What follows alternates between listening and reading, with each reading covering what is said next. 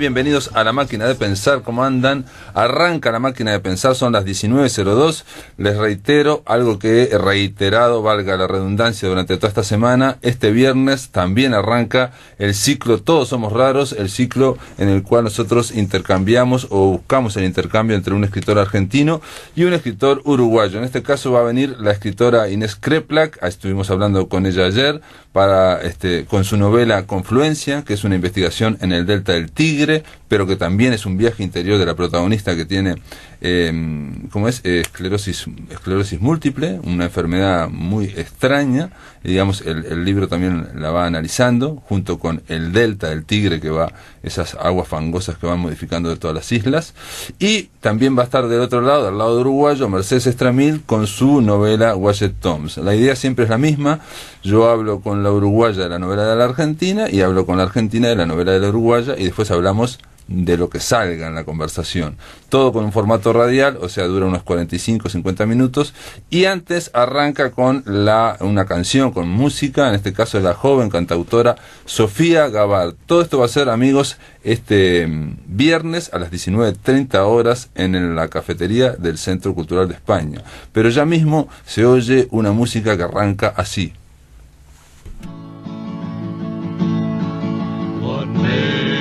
A man to wonder, what makes a man to roam.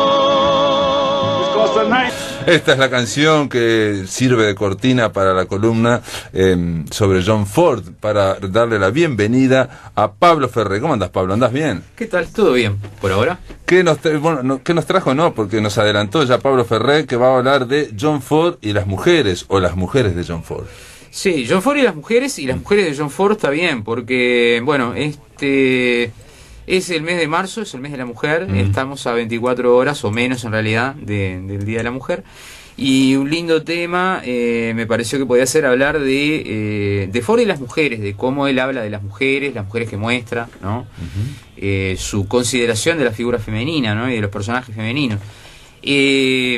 En una época en la que nosotros no hablamos de eso en la primera columna, pero capaz que conviene que la gente se vaya haciendo a la idea de que Ford es un tipo polémico, es un director polémico, y hoy en día es tal vez más polémico que nunca. Más polémico que antes. Más polémico que nunca, porque, y voy a explicar por qué un poquito, rápidamente, ¿no? Ford siempre habló de temas de clase, raza, género, pero lo hizo mucho antes de que existieran discursos, ¿no? Discursos provenientes de otras disciplinas, ¿no? Sobre estos temas, y lo hace de una manera muy confrontativa, ¿no? Y muy pasional, ¿no? Sí, y sobre todo peleadora. Ford es un cineasta peleador, ¿no? Sí. Es decir, él no denuncia una situación social, él muestra una situación social y te exige a ti como espectador una respuesta, ¿no?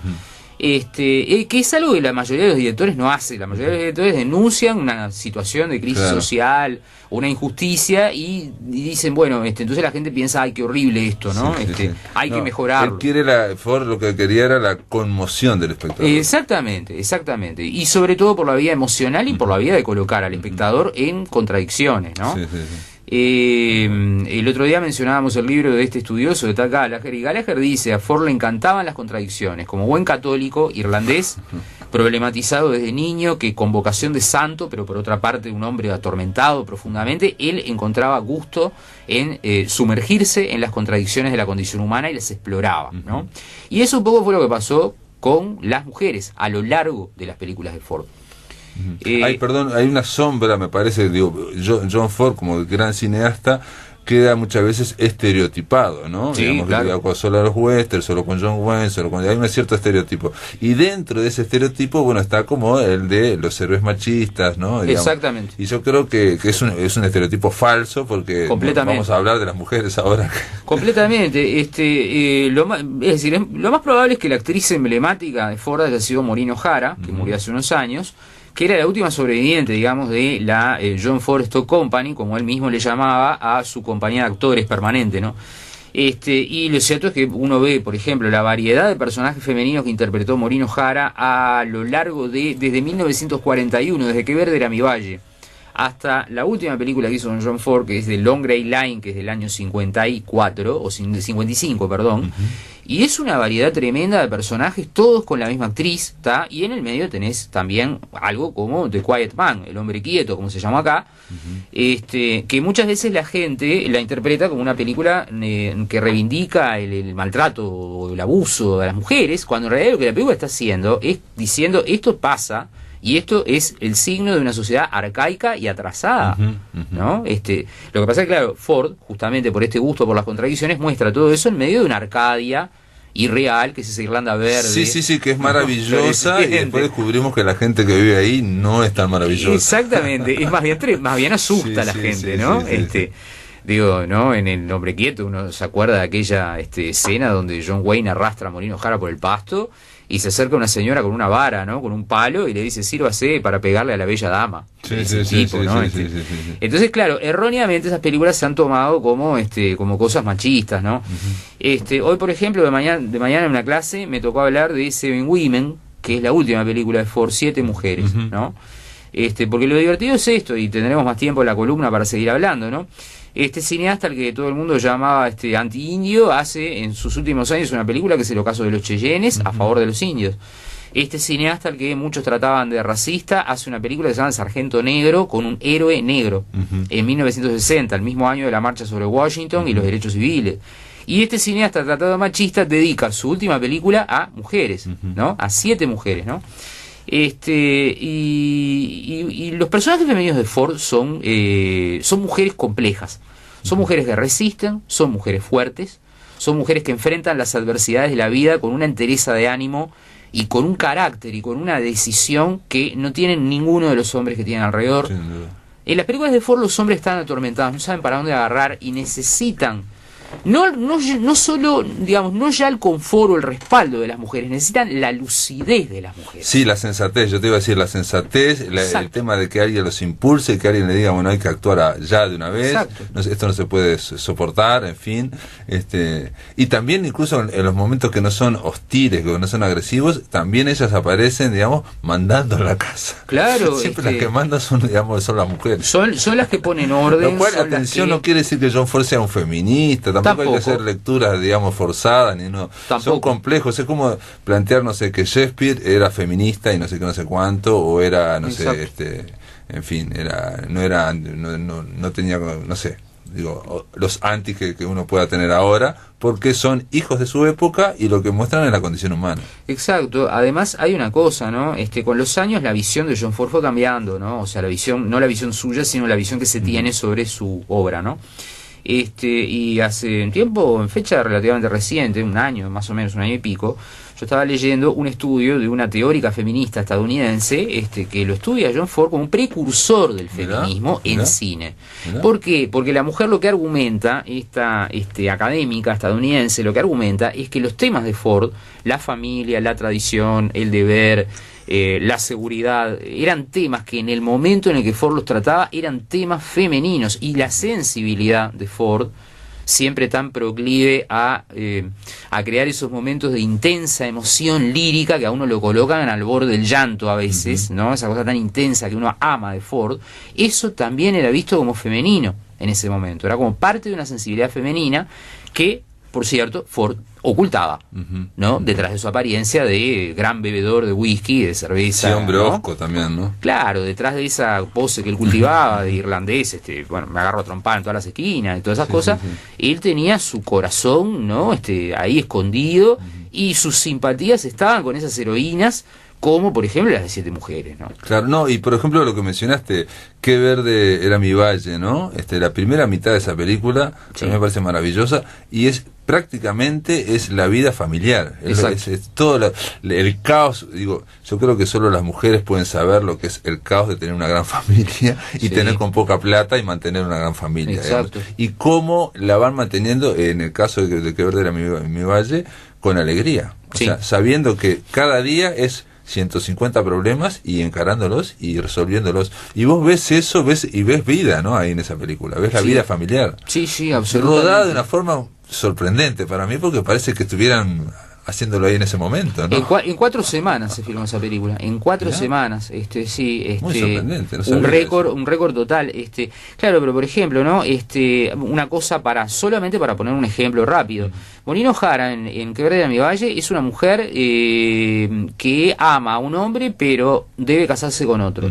No por su voluntad, sino porque su familia lo ha decidido así, ¿no? Pero ella desea, y lo digo a plena conciencia de lo que estoy diciendo, porque las mujeres en las películas de Ford no son cosas, desean, son sexuadas completamente, ¿no? Ella desea a un tipo que es un clérigo que está casado con Dios, entonces no puede, la ama también. Es decir, las mujeres son seres infinitamente complejos y ricos en las películas de Ford, ¿no? Multifacéticos, pero entre otras cosas también porque deben tener esta doble función de tener que ser el soporte familiar, de tener que ser el soporte de los hombres, pero por otro lado tener que entrar en conflicto con lo que la sociedad les impone como una categoría, ¿no?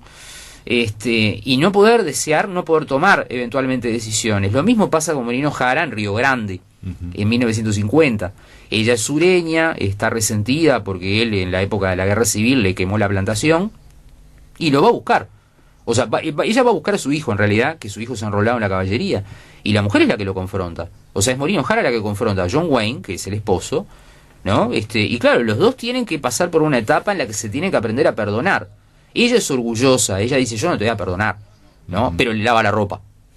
Y él la ofende mortalmente cuando le arroja $1 de moneda confederada, queriendo hacerle un chiste, y ella lo toma horriblemente mal, ¿no? Es decir, esa idea de seres complejos, ¿no? Y esto ya, estoy saliendo un poco del tema de las mujeres, estoy hablando de todos los personajes. De todos los personajes. Es la parte más fascinante que tiene Ford hoy en día, y es lo que yo creo que lo convierte en polémico, ¿no? Porque, repito, los seres de Ford son riquísimos. Pero reflejan, digamos, un poco la condición humana, porque la condición humana es compleja y sobre todo es opaca, no somos transparentes, no tenemos una idea sola y vamos hacia un lado o la tenemos clara hacia otro, ¿no? Por supuesto. Somos un manojo de contradicciones. Yo te quería hacer una pregunta de una película que no vi, pero creo que es María Estuardo, y que donde trabajó Katharine Hepburn, una de las mujeres con más poderío que he visto, extraordinaria actriz, y que aparte tuvo por debajo una historia amorosa con John Ford. Tuvo, bueno... ¿Y cómo es la película? Es histórica, María Estuardo, pero no la vi. No es tan mala como la gente dice. Es una película histórica. Ford decía que se la habían arruinado porque le habían insertado demasiados primeros planos de Kate Hepburn, ¿no? Él le había hecho muchos primeros planos, cosa totalmente infrecuente, pero estaba enamorado. Se estaba enamorado. Eso fue un poco como la gran tragedia de la vida de Ford, y es la que explica muchas cosas también, ¿no? Él era católico, irlandés, casado y con hijos. Y no se puede divorciar, y amaba a Katharine Hepburn. Y claro, y cuenta la leyenda que cuando la vio entrar al set de María Estuardo, el aire se cortó. Porque además fue recíproco, ¿no? Y bueno, ella era liberal del norte también, igual que él, ¿no? Pero era liberal, usaba pantalones siempre, se burlaban de eso. Y fue como su segundo amor, ¿no? De hecho, el personaje de Morino Jara en The Quiet Man se llama Mary Kate, ¿no? Y Peter Bogdanovich dice que arriesga la hipótesis de que ese personaje tiene los dos nombres de las dos mujeres a las que más amó Ford: Mary, su esposa, y Kate Hepburn. Y María Estuardo es una película, es bastante buena, es muy buena, de hecho yo no conozco películas malas de Ford, algunas son mejores que otras, pero es una película de época muy en la línea del delator de pronto, ¿no? Es decir, muy en una línea expresionista, con grandes decorados y todo tipo de cosas, sí. Pero muy interesante. Por eso solamente me digo, si es expresionista en plan el delator, que es impresionante esa película. No, porque aparte hay en el documental que también hizo Bogdanovich, donde hay algo extraordinario, digamos, estamos hablando de dos grandes potencias, Katharine Hepburn y John Ford, ¿no? Que se enamoran, se atraen, bueno, se chocan, y después ella incluso tuvo aquella relación tan larga con Spencer Tracy, sin casarse, también estaba casado, en fin, y lo que muestran en el documental, que me sorprendió mucho, es la grabación de o sea, John Ford está en la cama agonizando, ella lo va a visitar, ya estamos hablando de gente mayor, muy mayor, y hay y el hijo de John Ford los grabó, sí, y después dio se escucha el audio, y en sí, el audio sí, ellos siguen hablándose del amor. Sí, y sigue siendo un poco un tema prohibido hasta el día de hoy. Digo, el nieto de John Ford, Dan Ford, que fue el que grabó, o el que inadvertidamente dejó prendido el grabador cuando no debía, y registró esa conversación donde él dice te amo, ¿no? Y ella le dice es mutuo. Exacto. Sí. Es muy conmovedor porque 50 años después se amaban todavía. Sí, aparte ya eran muy veteranos. Ya había muerto Spencer Tracy, ¿no? En fin, todas esas cosas. O sea, ese amor duró años, décadas. Y hasta el día de hoy es uno de los temas más espinosos, ¿no? Porque, por ejemplo, en la biografía de Katharine Hepburn, en una de las tantas biografías, en realidad es la biografía de Barbara Leaming, que ya había escrito una biografía semi-escandalosa de Orson Welles también. Pero es una autora que tiene muy mala fama, porque todas sus biografías de cine están rodeadas de una cosa amarilla, ¿no? Sensacionalista. Y bueno, Leaming en su biografía cuenta una especie de novela rosa, de cómo ella vivió el amor con Ford, y cómo se sentía dividida, y cómo Ford se sentía torturado. Y el nieto le hizo un juicio a la mujer. El nieto de Ford. El nieto de Ford le hizo un juicio a la mujer, claro, porque la intimó a probar esas afirmaciones, y la mujer no se pudo defender, perdió. Pero un poco esta cosa ambigua que Ford tenía venía de ese amor que quedó enterrado ahí durante décadas, ¿no?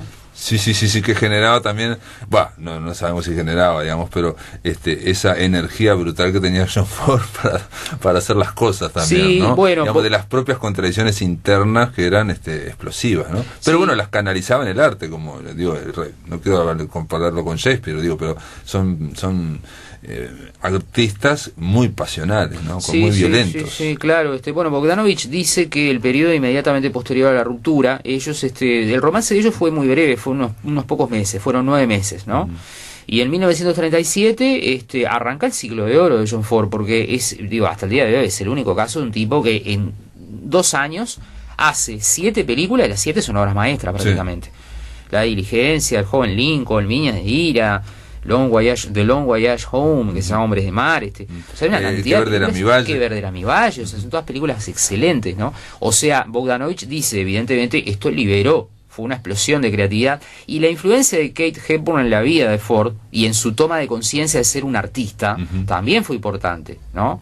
Es decir, ella, que sabía, digamos, que tenía un discurso teórico, si se quiere, lo proveyó a él de esas herramientas que a él le faltaban, para que él terminara de verse a sí mismo como un artista completo. Claro, no como un artesano, no como un creador, un artesano de la industria cinematográfica, y aparte siempre viendo un poco de costado a los que se decían artistas, ¿no? Claro, que Katharine Hepburn, junto con otras, hay 2 o 3 de los años 40 que dijeron, no, somos artistas, no somos mega estrellas de movie star nada más, ¿no? Sí, claro, y bueno, fue un poco lo que pasó. Y en la larga lista de mujeres, ¿no?, fordianas, está, como decía yo, encabezando Maureen O'Hara, por supuesto, ¿no? Pero también a Anna Lee, que es una actriz que trabaja en Que ver de la mi valle, que trabajó en Que ver de la mi valle, que fue la primera vez que trabajó en Ford en 1941, y trabajó en la última de John Ford en 1966.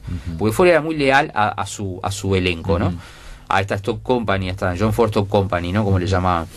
Está Anna Lee, está perdón, y hay una, digo, esto te lo pregunto porque yo no sé, es la que hace de madre en Viñas de Ira, que esa es otra, Jane Darwell, que es otra de las películas maestras que en tremenda en esos 13 años hizo 7 películas maestras, entre ellas Viñas de Ira. Sí. Bueno, Jane Darwell que ganó el Oscar por esa película. Impresionante está esa mujer ahí. Brutal. Y lo que hace también es como si fuera, digamos, si fuera 100 años de soledad, ella es Úrsula Iguarán, ¿no? Esa es la mujer que soporta todo y que sigue con una fe ciega en, digamos, casi que rayan la locura, pero con fe en que van a salir. Sí, además con aquel final, ¿no?, donde la mujer va sentada al lado del tipo, ¿no?, el viejo va manejando, y le dice, nosotros somos el pueblo, no morimos nunca. O sea, los demás mueren, ¿no? Los ricos mueren, tienen hijos, los hijos se van, vienen, pero nosotros somos el pueblo, we're the people. We're the people who lives, dice, ¿no? O sea, somos el pueblo que vive, dice la mujer, en un final estremecedor. Lo estoy pensando y ya me sí, yo también, ya me ericé con eso. Solo de evocarlo. Muy bien, Pablo Ferré. Gracias por estar acá y bueno, por no sé si te quedó muchas cosas más, digo, pero sí. Probablemente unas cuantas más, pero seguiremos. Sí, sabe todo de John Ford y sabe todo de memoria. Seguiremos. Gracias por estar acá en La Máquina de Pensar. Gracias a vos. En el aire de Radio Uruguay, La Máquina de Pensar. Amigos, ahora en La Máquina de Pensar vamos a darle la bienvenida a la profesora Silvia Viroga. Ella es directora, presidente de la revista SIC, una revista que yo no conocía y que está muy mal que no conociera, que gracias a la librería Lotremont me la dieron, y se trata de una revista arbitrada de la Asociación de Profesores de Literatura del Uruguay, de APLU, de la famosa APLU, y es una revista dedicada obviamente al análisis, a la literatura, al análisis literario, y nada, me pareció que era interesante hablar con Silvia Viroga de SIC, esta revista que es así, SIC. Bueno, buenas tardes antes que nada, y gracias por la invitación. En realidad yo soy la presidenta de la Asociación de Profesores de Literatura del Uruguay, yo soy la presidenta de APLU. La revista SIC es la revista de la asociación, y en realidad está a cargo de nuestra secretaria, de la secretaria de la directiva, que es Alejandra Merlen, y ella es la que se encarga de que esta revista vea la luz.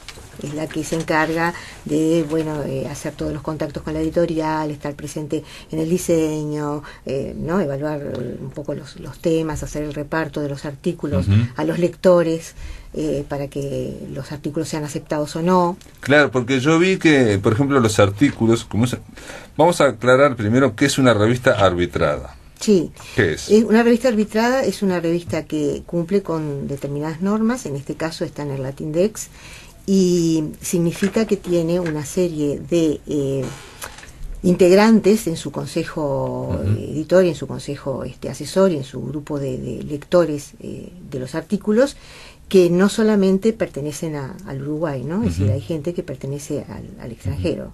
No, y también esos artículos tienen que respetar unos requisitos formales, académicos, claramente, digamos, en cuanto a la bibliografía, en cuanto a la cita, en cuanto a un abstract adelante. Exacto. Para, digamos, esa sería la parte formal. Exacto, hay una parte formal, sí, que está clara en las bases que aparecen al final de cada una de las revistas, y de eso depende la aprobación o no, además de la calidad del artículo. Después por la supuesto, calidad, ¿no? claro.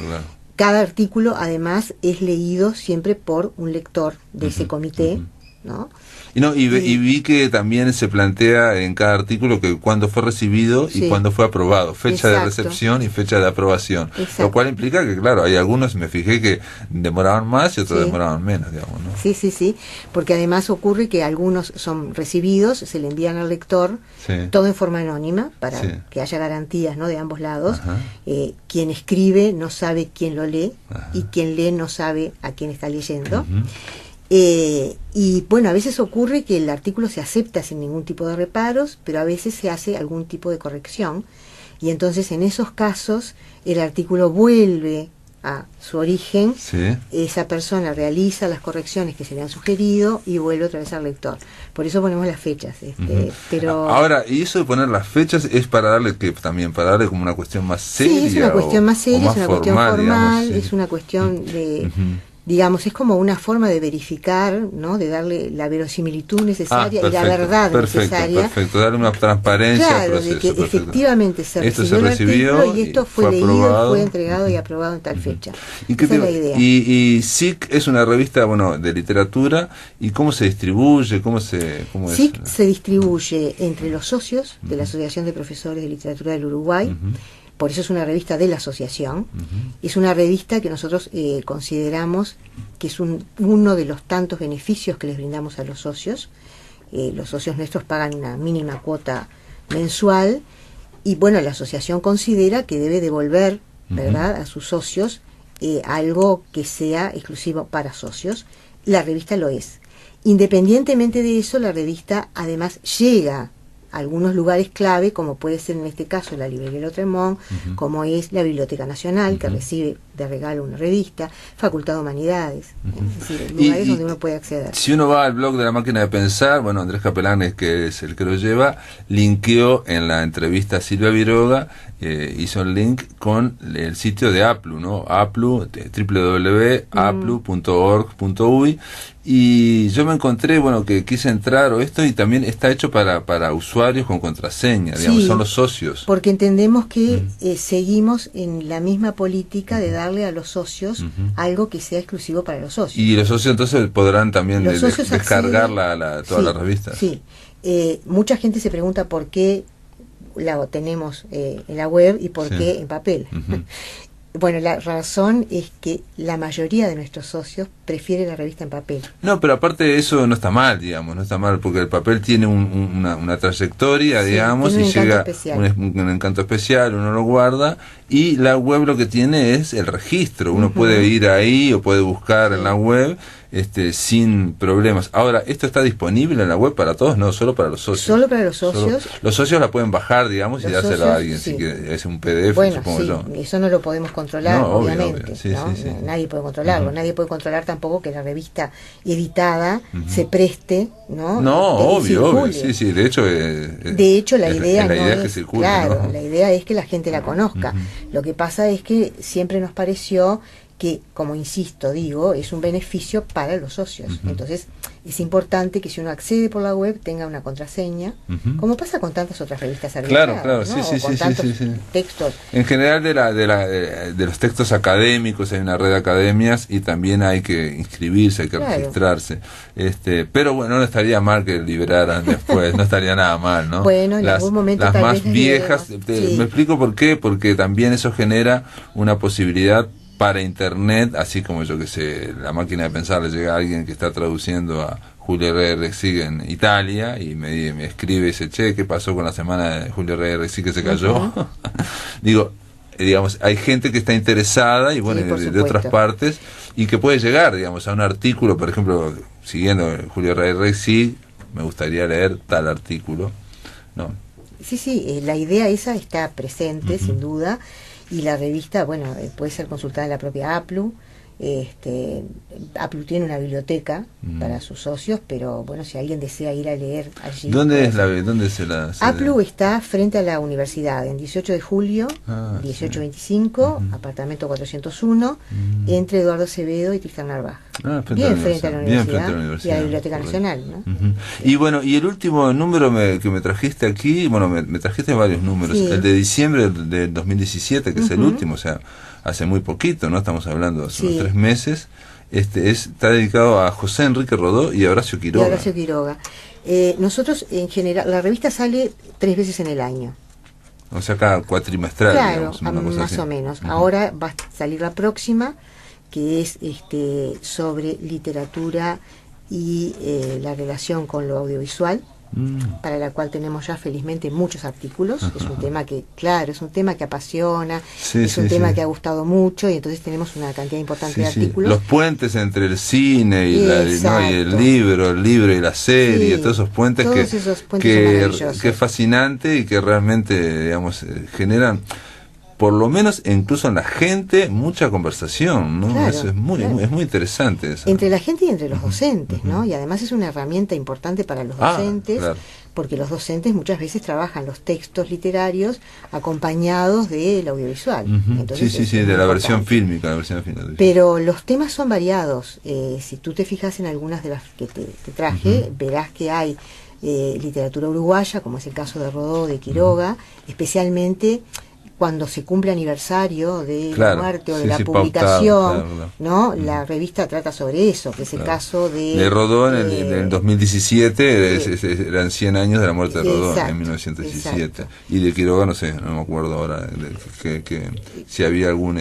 Sí, es la publicación de Cuentos de amor, de locura y de muerte. Sí, Cuentos de amor y de locura y de muerte. Y por en ejemplo, el caso, en anteriores, entre Comala y Macondo, claro, centenario de Juan Rulfo y medio siglo, 50 años de 100 años de soledad. Exactamente. Entonces, en esos casos dedicamos la revista a los autores, pero en otros casos se trata de temáticas. Por ejemplo, esa celeste que estás mirando ahora corresponde al congreso que tuvimos en el año 16. Nosotros hacemos congresos cada 2 años.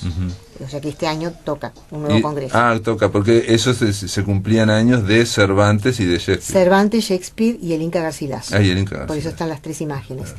Y esa revista está dedicada no a todas las ponencias, que fueron muchas, sino que está dedicada a las plenarias, es decir, a las conferencias plenarias, fueron las que se publicaron allí. y tiene que ver con estos tres grandes escritores que estamos hablando, ¿no? Cervantes, María de los Ángeles González. Yo estaba viendo ahora, está en el anterior estaba Andrea Blanqué, o Charles Ricciardi, por decir algo. Bueno, Cervantes y Shakespeare, en este que estoy leyendo, está nada menos que Elisa Bloch de Bear, nada menos. Bueno, Elena Romiti, Gustavo Martínez, que es hablando de Shakespeare, no hablando de Rulfo. No, hablando de Shakespeare, y Lindsay Cordeley de Shakespeare, ¿no? Esas son las plenarias, o fueron las plenarias en el 2016, y bueno, la revista salió con eso, ¿no? Porque ocurrió que muchos socios no pudieron asistir porque Secundaria no dio el artículo que permite licencia por congresos. Y entonces, bueno, mucha gente tuvo que faltar al congreso para poder ir a sus clases, lamentablemente. Y entonces resolvimos que esa revista iba a estar dedicada por lo menos a las plenarias, que nos parecieron excelentes todas, y que la gente tenía derecho a acceder a ellas, ¿no? Los que no habían podido faltar a sus trabajos. ¿Y dónde fue el congreso? El congreso fue en la Biblioteca Nacional. Este del 2018 va a ser en Florida, en Paso Severino. Nosotros tratamos de hacer un congreso un año en Montevideo, otro año en el interior. Sí, es bienal. Y decime, ¿y ya tienen idea de la fecha del congreso? Sí, va a ser en septiembre, en las vacaciones de septiembre. Mirá vos. Viernes y sábado. Tenemos idea de la... Muy bien, de la fecha, de la temática, todo. ¿Y la temática? La temática, no me acuerdo exactamente el título, pero es algo así como los autores que no son exactamente canónicos o que están fuera del canon, ¿no? Pensando un poco en aquellos autores que no son demasiado frecuentados en las aulas y que no son demasiado frecuentados a un nivel general, porque no nos olvidemos que nuestros congresos son internacionales. O sea, no solamente asisten docentes del Uruguay, sino que vienen docentes de otros lugares, ¿no? Hemos tenido docentes de Brasil, de Argentina, de Estados Unidos, ¿no? Es decir, por lo tanto, los no frecuentados tiene que ver con, para nosotros, los no frecuentados en los programas de secundaria, que son varios, la gente suele muchas veces dar los mismos autores y dejar de lado algunos otros. Sí, sí, no, incluso muchas veces de los mismos autores se dan las mismas cosas también, digamos, lo cual también a veces contribuye a cierto estereotipo, digamos. Yo leía la otra vez sobre Juana de Barburú y bueno, digamos, uno ve la trayectoria de Juana, o yo la he descubierto después, y veo que es una poeta impresionante en los últimos poemas. No hablo solo de las lenguas de diamante, sino que estoy hablando de Azor, por ejemplo, que la vida no sé tanto, duda. Y es o Perdida, digamos, unos poemarios impresionantes donde ella evolucionó, digamos, cambió, claro. Fue cambiando como una Sin mujer. Sin embargo, no se frecuenta mucho. Con una intensidad y una energía, y y habiendo sufrido ya en esa altura de la vida mucho, no tanto como en las lenguas de diamante, que es otra. Es otra cosa completamente distinta. Silvia Viroga, esperemos un poquito, vamos a hacer una pausa, amigos. ¿Cómo no? Estamos conversando con Silvia Viroga, que es presidenta de APLU, Asociación de Profesores de Literatura del Uruguay, y estamos conversando sobre esta revista SIC y sobre otras cosas. Estamos aquí en Radio Uruguay. En el aire de Radio Uruguay, La Máquina de Pensar.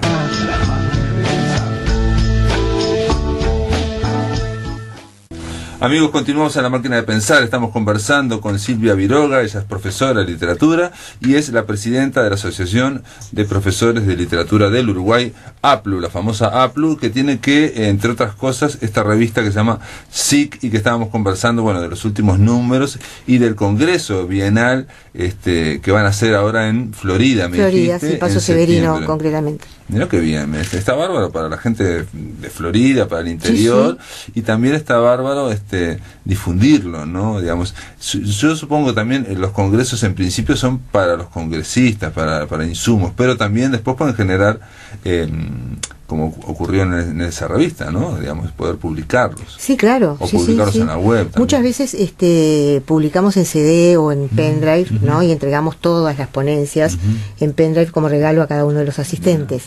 En general hacemos eso. Ya te digo, fue un caso especial porque hubo mucho revuelo en torno al hecho de que secundaria, fomentando por un lado la formación, ¿no? De sus docentes, negara 2 días de licencia a los profesores de literatura para asistir al Congreso.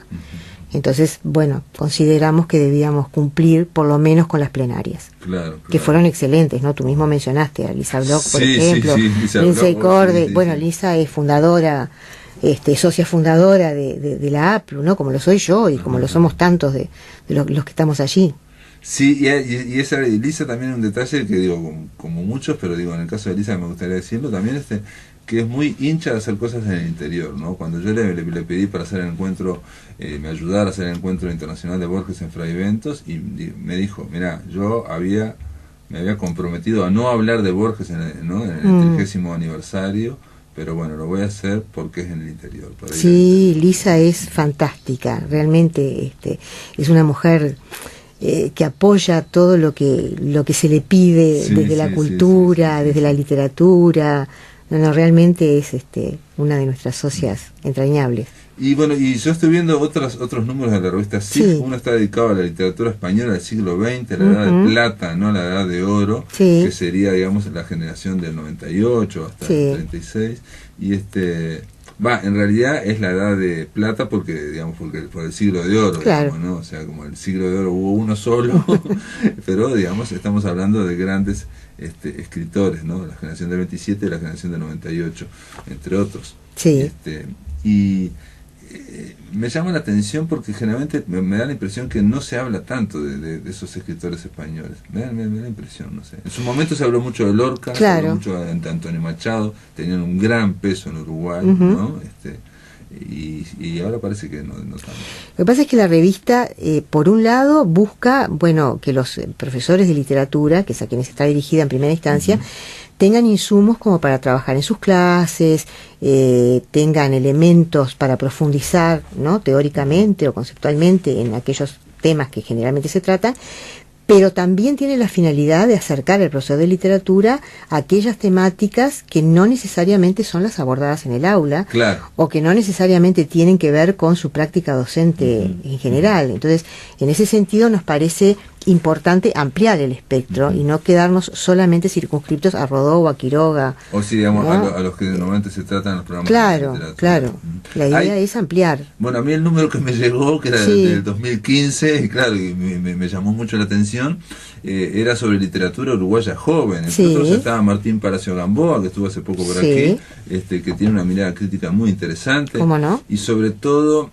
Martín Palacio, lo menciono porque es de los pocos, creo yo, que se atreven a dar panoramas literarios de todo lo que está pasando, ¿no? Sí. En general, la crítica como que ha renunciado a dar panoramas y todo el mundo habla de un escritor, de otro, pero nadie dice, mira, todo lo que pasó en los últimos 10 años, y él sí se atreve, digamos, ¿no? Lo cual es un mérito y es un riesgo también, ¿no? Dar un panorama. Claro. Y en este caso de los escritores jóvenes. Bueno, nos pareció importante porque los escritores jóvenes no pueden ser ignorados en este momento en Uruguay. Hay una cantidad bastante considerable de escritores jóvenes, algunos de los cuales se destacan mucho.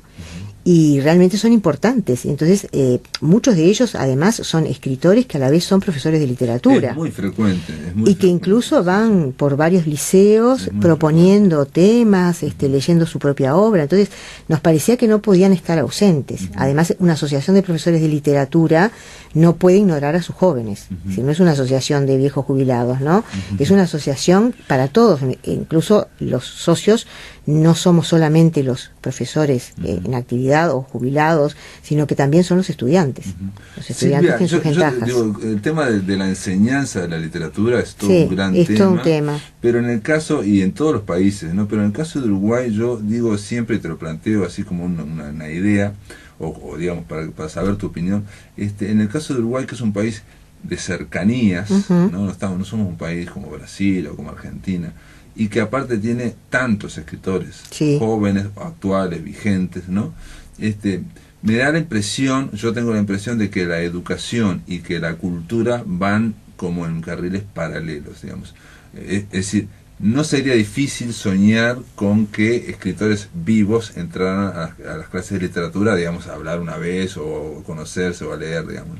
Pero no se da con demasiada frecuencia eso. Es cierto, no se da con demasiada frecuencia.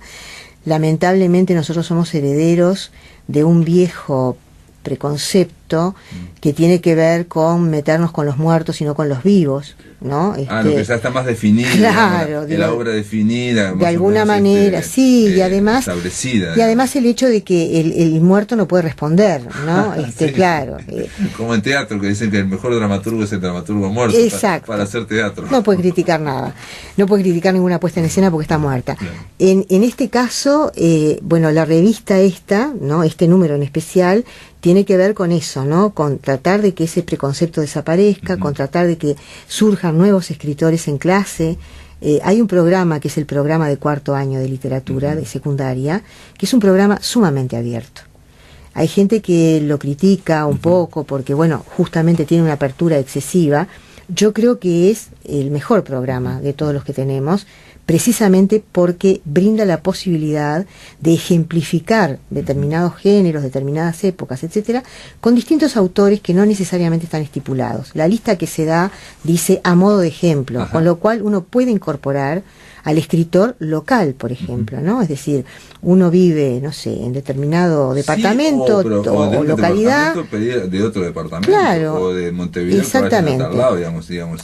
Hay profesores jóvenes que lo hacen. Yo he tenido la oportunidad de ser inspectora nacional de literatura y la verdad que he visto clases preciosísimas de gente joven. Hay un programa que llevaba a cabo, no sé si lo continúa haciendo Fabián Severo, sí, que era también de circulación de escritores, que era también, era una muy buena iniciativa, pero también estaba cierto limitado, digamos, en cuanto a la cantidad de escritores al año que movía. Incluso Fabián Severo me dijo una cosa, pero lo que pasa es que nos quedan 3 minutos. Ay, qué lástima. Que me pareció muy reveladora. Él me decía que muchos profesores de literatura, digamos, estaban con la idea de que literatura era una disciplina artística y no un arte, la literatura, digamos, como que estaba separada de las demás artes que eran música, teatro, dibujo, no sé qué. Y disciplina artística en el sentido de disciplina, digamos, con un contenido más como científico, por llamarlo de alguna forma. Yo creo que discrepo un poco con Fabián, a quien aprecio personalmente, pero discrepo un poco con él. Tal vez haya una visión anquilosada que tiende un poco a eso.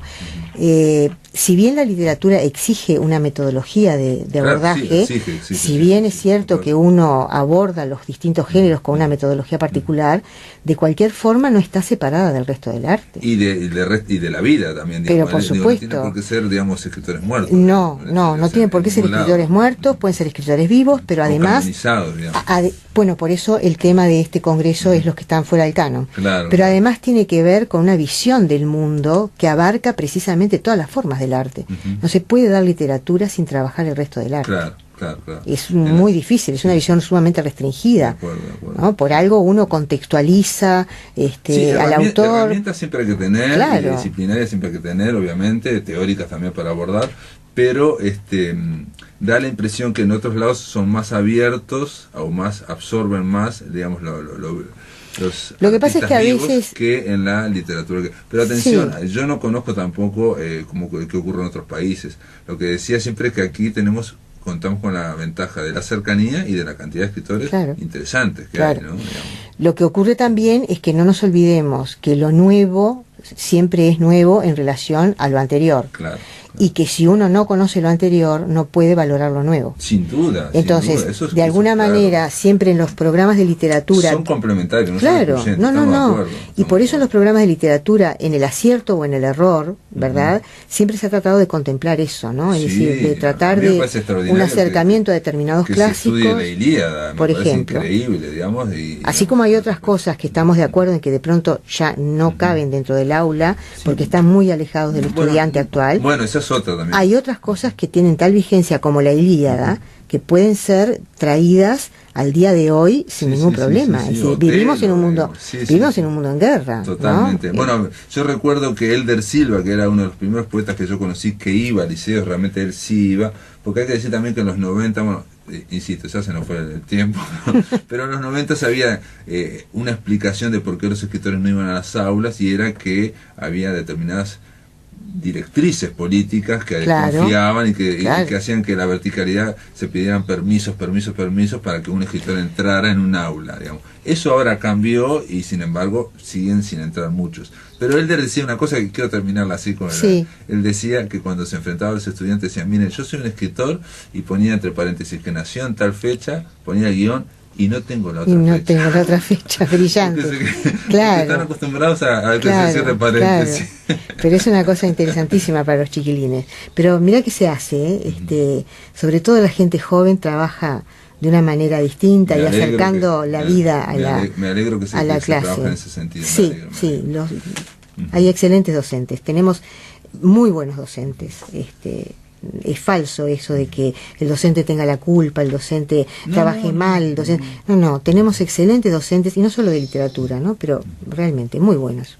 Silvia Viroga, presidenta de APLU, gracias por estar acá. Gracias por la invitación, al contrario. Amigos, se terminó la máquina. Mañana vamos a estar en la explanada de la Intendencia, en el estudio móvil. Va a estar con nosotros Sofía Gavar. Ahora viene Visión Nocturna. Que lo pasen muy, pero muy bien.